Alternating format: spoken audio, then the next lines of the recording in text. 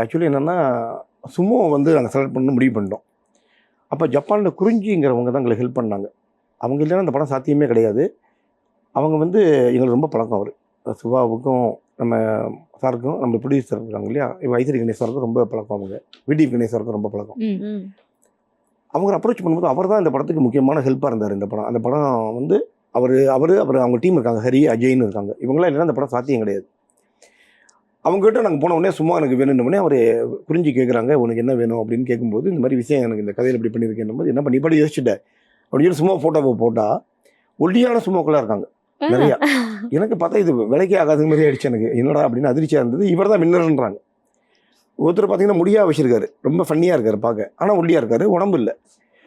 ஏன் எய்ம் என்னன்னா குண்டாக இருக்கணும், அதுக்குள்ளே ஒரு குழந்தை முகம் இருக்கணும், பார்த்தாலே சிரிச்சிடணும், எக்ஸ்ப்ரெசிவாக இருக்கணும்னு சொல்லிட்டு எனக்கு பயமாயிருச்சு.